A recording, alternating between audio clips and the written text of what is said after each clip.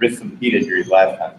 All right, those are all my business notes for the month. I don't think I missed anything. I did. Oh, the convention on the 11th.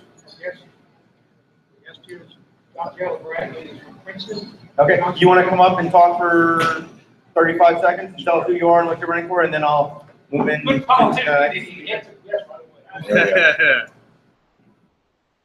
evening. Thank you for letting me join you all tonight. Thank you for the invitation. As he said, my name is the Reverend John Taylor Brantley. I am running for a town commission seat in Princeton, North Carolina. You know, that really, really big metropolis with a voting population of 200. So I am hoping to get onto a backwoods, scrawny, school, typical Eastern North Carolina tiny town commission and make some changes for the better. If nothing else, just to bring something fresh that's not old and stale. So just a little bit of a change, and I'm hoping to garner some support from obviously not necessarily registered libertarians, because let's face it, there aren't very many of them in Johnson County. So thank you again for letting me join you all tonight, and do you go.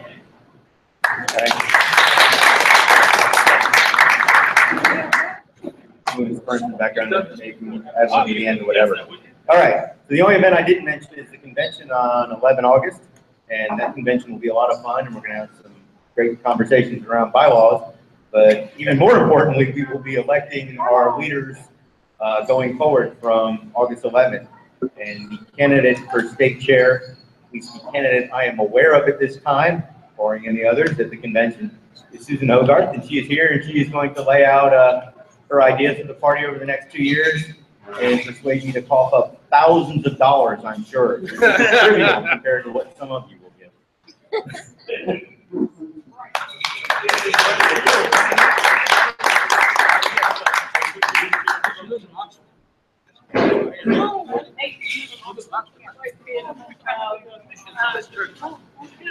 Everyone here knows me, right? So I was working on my son's speech, but I think I'm going to dispense with that because it looks like as of now that I'm the only person running. I hope that someone jumps in. I hope to see you all at convention, and I hope to have a lot of great discussions. I'm very excited. But I did want to talk a little bit about what I think the next 2 years should look like. Brad did homework for me. Yay! We have on our website, you can go and look for this document, the abstract from our strategic plan that Bruce and his committee is working on reviewing and revising. And I think actually, if you don't mind, after I'm done talking, would you come and talk about the strategic plan a little bit? About what's going on with it? Okay. So, yeah, Brad told me he was going to put me on the spot, and I said, oh, I'll just put Bruce on my spot. So, we have a strategic plan in place. I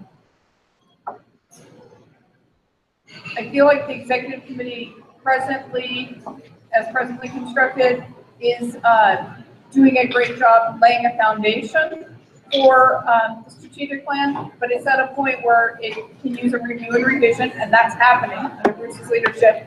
But also, there's some concern in my mind, anyway, about about linking the strategic plan to the actual actions of the executive committee. So I feel like we have this lovely plan, and we have executive committee meetings, and there's not a very good correspondence. So I want to see a much stronger correspondence between the plan and what we actually do. So we want committees for each of those major strategic goals that we have on raising, administration, fundraising, administration, campaigns, campaign support, and outreach or in-reach membership support. So using the strategic plan as a basis of having our committees and having our leadership run is a lot better idea than just having people say, we should have a committee to do this, or we should have a committee director to do that. We have the plan. We should make the plan correspond to how we act. So I want to talk about that, and I did, and I'm going to make Bruce talk some about the plan. But from that, we know that fundraising is an important component of the party. We know that running campaigns is an important component of the party's job, and obviously administration is part of all that. How does all that happen? That all happens when we get people excited about what we're doing and we get them involved in what we're doing. So I'm really big on this thing that I call engagement. We need to talk to our members, and we haven't been adequately doing that in the past. So as people register Libertarian, I mean, that takes some thought in their head. They're there at the DMV or filling something out at the library, and there's Democrat, Republican, unaffiliated. But some people say, hey, I'm actually Libertarian. They're self-identifying as Libertarian. We need to talk to those people and get them to these meetings. We need to get them to organize their counties. We need to get them involved in campaigns.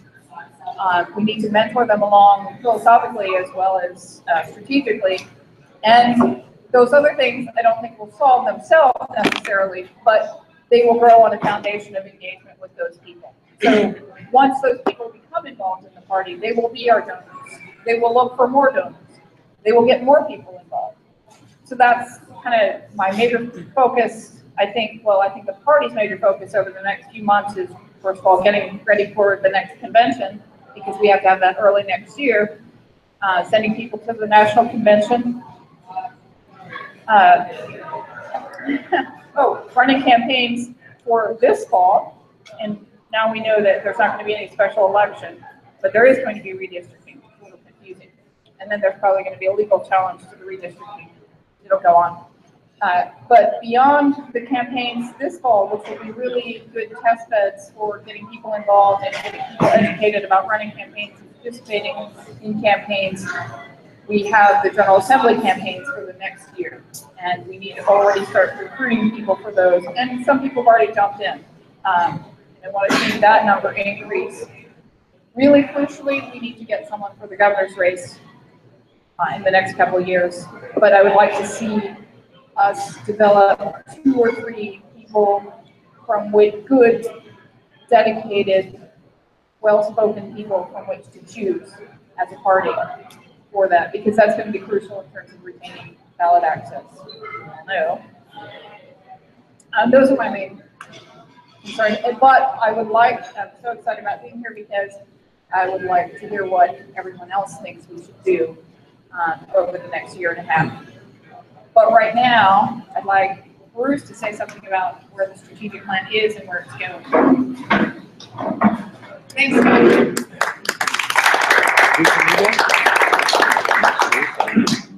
Well, so I haven't been present for a while at this meeting. I've been pretty regular earlier in the year, and then work caught up with me, and so I've been absent for I think since the sort of end of May timeframe. But I should have figured that the first time I come back after so long, I'll hand you the microphone. Yes, I'm chairing the strategic plan. Well, I guess modification or reinvigoration committee. Yes, the strategic planning committee. And so we've been looking at, which is the existing plan. It doesn't actually look like 4 petri dishes, although it's represented here sort of in that way. We do have 4 elements. We have campaign support, which is basically helping candidates get going, fundraising, which is a large component, communications, outbound communications, and sort of administrative, which is the 4th area. But the real issues with the plan, as it's been described in the past, was that we needed a more active document, something that has a lot of accountability, where we can actually assign people to things and say, okay, you're attaching to this, you're attaching to this, and really monitor it. So we've added a lot of granularity to the plan, so that people can sort of be assigned and feel like they're going to be attacking particular elements. And we've also got some metrics. A lot of the metrics that were in there were very general, or I should say aspirational. And so what we want to get is, like targets that were just, that that were pulled out of thin air. We didn't really know where they came from. They just sounded like nice round numbers. So what we tried to do is try to get some numbers in there that we feel like we can stand behind, that we can reach for, and that we have a good hope of getting to, and then hopefully, even stretching beyond, obviously. So, so that's in a nutshell. That's what's been happening. The plan is almost completed, and as I said, if life had not intervened over the summertime, I think we would be done. But we're almost done. Brad gets me one more thing, then we will be done. But I've got put on the spot. Probably more than one. I have to put Brad on the spot. Is anybody else I can put on the spot here? I don't think so. But anyway.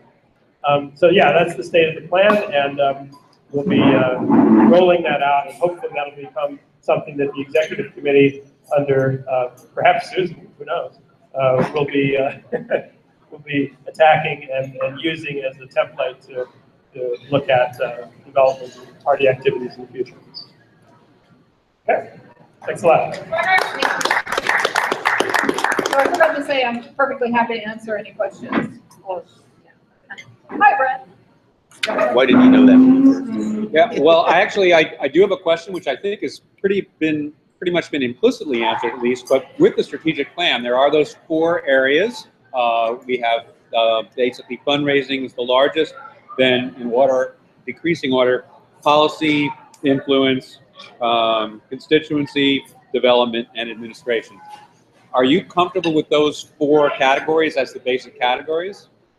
Those categories, yes. I have some different thoughts from what's currently represented about the distribution. And I was on Bruce's committee, but I can't remember where we left off and how things had changed. I did want to say what Bruce said was really key, that we need metrics and we need like schedule, and we need people assigned to various things to shadow those various plans and programs so that we can have some accountability. That's not the answer to your question. No, that is a good answer. That's fine. And I did pass out charts. They're really hard to read, but gives you an idea. And I'd just like to second what Susan said. If you're interested, there's a very good summary of the strategic plan on the LPNC website. And Bruce, Brian, do you know if there's a place where someone can actually download the text of the existing plan? Put out a website for that. That's also on the website. Okay, so both those things are on the website. I would recommend, that's worth the time to do that. Fundraising is the major topic. We have to change. I agree with that. Go to Phil. Just looking over this, word policy appears twice. Once under policy influence, and then under that, it has another policy development. Is there any thought to policy in the sense of our platform committee mentioned on? So this may be a better question for Bruce, but you asked about the policy description in the strategic plan versus our platform. Well, where does the platform fit into the strategic plan? Right. So I think the strategic plan is dealing with like legislative policy, and that our platform informs the legislative policy, and our platform is also the primary tool that our candidates should be using. So I don't know if it has a discrete entry in there, because I think that it's just like our bylaws don't have a discrete entry in there. Or There's been some reorganization, and I have to check to see where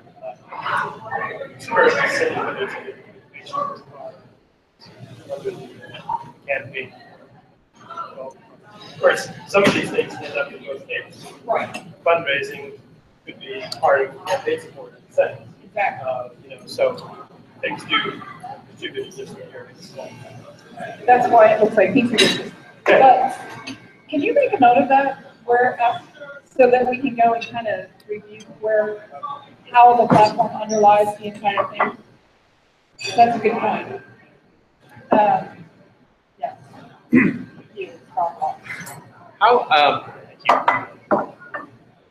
How important are the county affiliates in developing county and local candidates, and what does, as chair, where would you focus the state resources in supporting them? So, so county affiliates are where it's going to happen, obviously. And I'm counting on Wake to help mentor the counties around us. In fact, August 10th, that's next Thursday, the day before we all head out to the mountains, there's a meeting in Sanford for the Lee, Moore, Harnett Tri-County group that's just getting started. And I hope that some of you will come down and attend and add your ideas and support to them.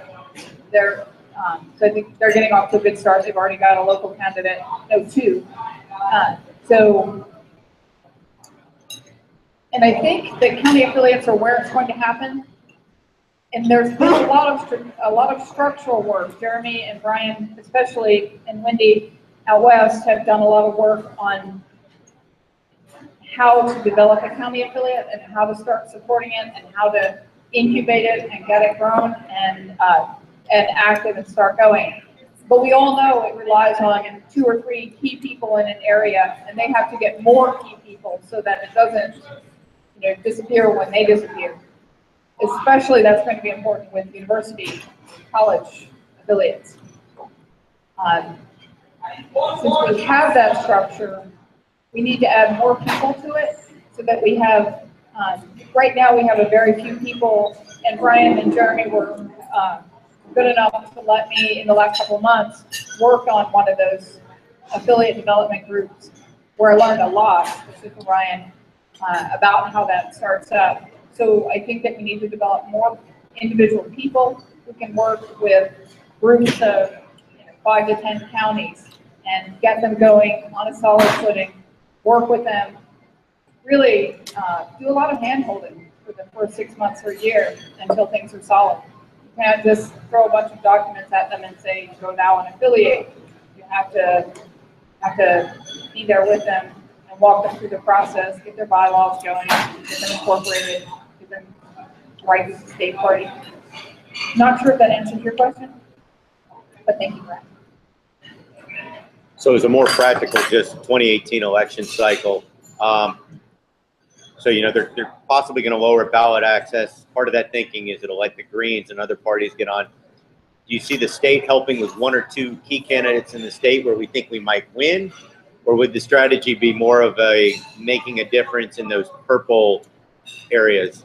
I don't really have a say either way. I'm just kind of curious, does the state, or are you already looking like, hey, Eric or a couple people could actually win and be competitive, and that would be far more important than being disruptive, which is the other choice. So you're asking whether I think it's important to. You're gonna have a pot of gold, right? Probably not a big one, and so where are you going to develop, send those volunteers and money behind a couple key candidates, or spread support through. So my temptation to say both, but I know Brian will stab me. I think, first of all, the state party doesn't have a lot of money. So we don't have enough money to buy, even if it was possible for a third party to buy a seat, we don't have enough money to buy a seat. It may be that there's a candidate for a General Assembly office who's so stellar, so exciting and inspiring that we can get support throughout the state and from other states. And that would be wonderful, and I would totally support that. But what I see more happening is local affiliates working together to learn how to campaign, to learn how to support a candidate, to learn how to grow a movement within their county, within their district, and learn from this race, win some elections. No opposition to that at all. That's what we would like to do. That's what we're here for. But it has to happen at the grassroots level. It can't be 12 people sitting, 13 people sitting around a table saying, let's give $10,000 to this guy because he's trying really hard and he tells us he can win. That's not the way it's going to work. The candidate is going to have to do a lot of the fundraising himself and motivate other people to fundraise with him or her. Thank you. That is exactly good answer. Thank you. Thank you. Thanks again, David, and thank you, everyone. Thank you for speaking to us. Appreciate it. Don't trip. With that note, candidates and fundraising, I did mention that Olin Watson would have Kelvin Gervais here. I'm going to an event with Olin on Saturday morning. Olin does need volunteers. He needs two types. He needs volunteers to knock on doors of libertarians and engage in conversations. It's canvassing. And then we're also looking for people who maybe people that aren't as social or outgoing, but are willing to just put door hangers out on doors and walk neighborhoods. I'm just being honest. Some people aren't really for doing the targeting each person and having 10-minute conversations. But we have his door hangers. We need to get his name out there. He is actively campaigning. Some of his opponents are not, which is kind of odd. You wonder whether they're actually real candidates. So if you have any free time or desire or have friends who might be willing to engage and help Olin, he is also looking for people to attend events with him, just to critique and help maybe take short videos on an iPhone when he's asking questions, you know, kind of Olin in action type stuff. So if you have any inclination and free time, please, we can add you to a Slack channel, which is a collaboration tool, and you can keep track of what Olin's doing and what he's asking for help with, or you can just email me and I have some idea what his calendar looks like most days and can tell you where you might be able to help. So if you're interested in helping this weekend, let me know. And Brian. You want to talk about legislative things? Give him the mic. I'm pretty done. You want to go up here and talk for 2 minutes? You You can hear me. I just want to clarify a couple things. SB 7656, which would lower the ballot access barrier for independent candidates and third parties, probably will not be considered by the General Assembly this year. Really? Oh. Shocking. Big surprise. Yeah. Oh, it is kind of surprising. They are meeting tomorrow. Screw you again. They're supposed to convene at 10 o'clock on a call from the governor, and then at 12 o'clock on their own initiative. I have, as of before I left here, they had posted a calendar, but the information I got from the leader's office is that SB 656 would probably not be considered into the short session, which is in 2018. That's number one. The other bill that's probably not going to go anywhere, well, the other issue that you need to be aware of is redistricting. These are two issues that are on the top of the LPNC legislative agenda. Redistricting issue, there's actually two bills that have been submitted to the General Assembly, and neither one of them has gone anywhere. But Common Cause, I just posted something on my Facebook pages about Common Cause effort. The Joint Redistricting Committee is meeting, maybe tomorrow and maybe Friday. They're under court order to have district lines drawn by September 1st. I have no indication from anybody in the leadership that they're going to do anything. Can I finish first? But the point is that they are having hearings. There is a comment page. So I would urge all libertarians to go to that comment page. And if you do anything else, just pop in the LPNC platform, which is called independent redistricting process. Independent, nonpartisan redistricting process. If you want to go to the Common Cause website, they have published some maps which they drew up 6 or 8 months ago, which were done with by a nonpartisan group, or actually by a bipartisan group. Significantly different lines. The issue of redistricting, yes, they are going to redistrict for the 2018 election. The districts we have now will probably change. Not all of them, and not many of them in a dramatic fashion, but just be aware if you're planning on running for General Assembly, which I hope you are in 2018, take note of where you live in reference to the rest of the district. If you're deep inside your district, you're probably good to go. If you're on the fringes, you should plan your campaign as a generic campaign at this point. Because you may be in another district. It won't matter when that happens, because court order will allow you to run, regardless of how long you've lived in that new district. You work that. I'm just a little confused. The committee meetings that are happening now are focused on tactically redistricting for 2018, not for reforming the process of redistricting. The redistricting committee is composed of like 15 members of the General Assembly from both houses, but that's the paper. The reality is the Republicans are controlling the entire process. So the priority is. Go to the meeting, and I urge you to go to the meeting and raise hell and show the colors and make the comments, but the actual process is going to be done behind closed doors. And the focus is more on this tactical redistricting for 2018, not on the strategic new process for redistricting that would be permanent, right? No, it's not. The focus is on the actual redistricting process. Oh, okay, that's interesting. So, The focus Drawing is new on map. doing the redistricting. that's Drawing right. new map. It's They don't the- care about The the focus is process. on gerrymandering the district. Right, in so the 2018. Not tactical changing, stuff, right. not changing Changing how the system They're is a different. separate issue. Right. However, it's something that needs to be kept in front. Absolutely. This is exactly why we need a new system. I totally agree with Because I that. guarantee that as soon as Republicans draw their plan up and submit it to the court, within 24 hours, the other side will follow us. So it may not get new district. So we're done? And if you're confused, join the club. I spent most of today and most of yesterday trying to figure out what the hell they want to do. What the hell they're going to do today, and I got different change their mind. legislators telling me different things. Came to the conclusion that I'll just wait till 10 o'clock and see what happens. Thanks.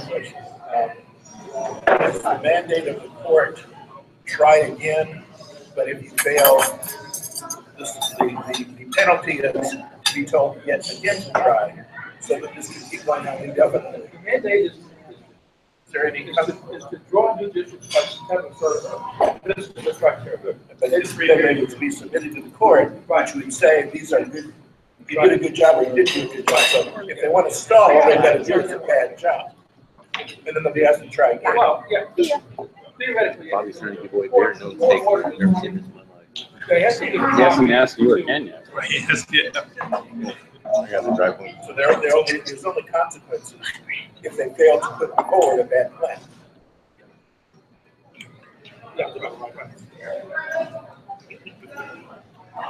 They can put, they have to put it before the court has to.